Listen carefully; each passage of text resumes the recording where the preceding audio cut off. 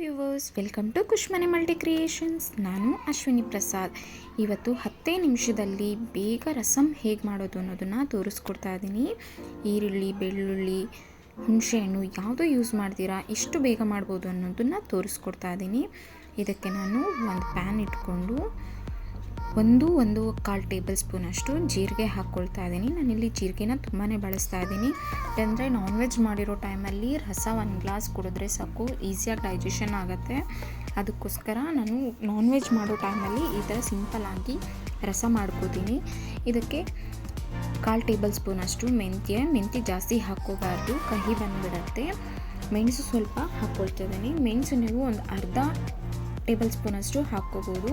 ನಿಮಗೆ ಮೆಣಸು ಯೂಸ್ ಮಾಡೋದ್ರಿಂದ ಗಂಟ್ಲಲ್ಲಿ ಏನಾದರೂ ನವೆ ಕೆರೆತ ಆ ಥರದ್ದಿದ್ರೂ ನಿಮಗೆ ಕ್ಯೂರ್ ಆಗ್ತಾ ಬರುತ್ತೆ.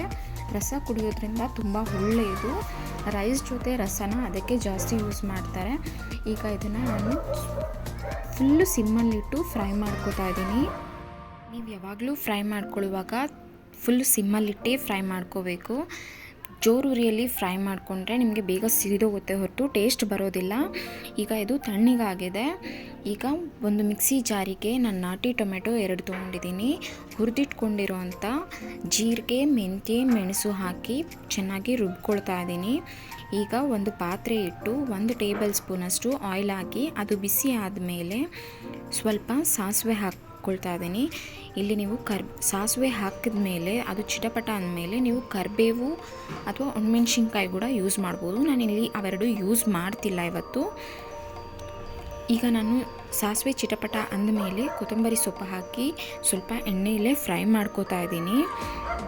ಕೊತ್ತಂಬರಿ ಸೊಪ್ಪು ಸ್ವಲ್ಪ ಫ್ರೈ ಆದಮೇಲೆ ನಾವು ಏನು ರುಬ್ಬಿಟ್ಕೊಂಡಿದ್ವಿ ಅದನ್ನು ಹಾಕಿ ಸ್ವಲ್ಪನೇ ನೀರು ಹಾಕ್ಕೊಂಡಿದ್ದೀನಿ. ನಾನಿಲ್ಲಿ ನಿಮ್ಗೆ ನೀರು ಎಷ್ಟು ಬೇಕೋ ಅಷ್ಟು ನೋಡಿ ಹಾಕ್ಕೋಬೋದು. ನಾನಿಲ್ಲಿ ಹುಳಿ ಟೊಮೆಟೊ ತೊಗೊಂಡಿರೋದ್ರಿಂದ ಹುಣಸೆಹಣ್ಣು ಹಾಕ್ಕೊಂಡಿಲ್ಲ. ನೀವೇನಾದರೂ ಆ್ಯಪಲ್ ಟೊಮೆಟೊ ತೊಗೊಂಡಿದ್ರೆ ಹುಣಸೆಹಣ್ಣು ಸ್ವಲ್ಪ ಹಾಕ್ಕೊಂಡ್ರೆ ಟೇಸ್ಟ್ ಅನಿಸುತ್ತೆ ನಿಮಗೆ, ಇಲ್ಲಾಂದರೆ ಸ್ವೀಟ್ ಅನಿಸ್ಬಿಡತ್ತೆ.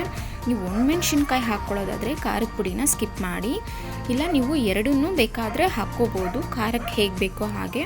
ನಾನಿಲ್ಲಿ ಖಾರದ ಪುಡಿ ಹಾಕ್ಕೊಳ್ತಾ ಇದ್ದೀನಿ. ಖಾರದ ಪುಡಿ, ಸ್ವಲ್ಪ ಅರಿಶಿನ, ಸ್ವಲ್ಪ ಉಪ್ಪು ಹಾಕಿ ಚೆನ್ನಾಗಿ ಕಲಿಸ್ಕೊಳ್ತಾ ಇದ್ದೀನಿ. ಇದನ್ನು ಚೆನ್ನಾಗಿ ಕಲಸಿ ಒಂದು ಕುದಿ ಬಂದ ಮೇಲೆ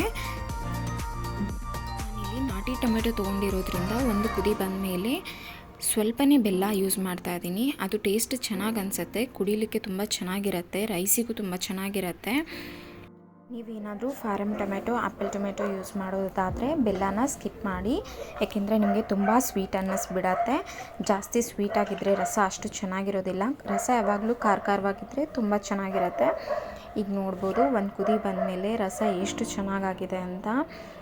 ಇನ್ನೂ ಯಾರ್ಯಾರು ನನ್ನ ಚಾನಲ್ನ ಸಬ್ಸ್ಕ್ರೈಬ್ ಮಾಡಿಲ್ಲ ಅಂದರೆ ಸಬ್ಸ್ಕ್ರೈಬ್ ಮಾಡಿ, ಬೆಲ್ ಐಕಾನ್ ಪ್ರೆಸ್ ಮಾಡಿ. ನಾನು ನೆಕ್ಸ್ಟ್ ಯಾವುದೇ ವಿಡಿಯೋ ಇದ್ದರೂ ನಿಮಗೆ ಫಸ್ಟ್ ನೋಟಿಫಿಕೇಷನ್ ಬರುತ್ತೆ.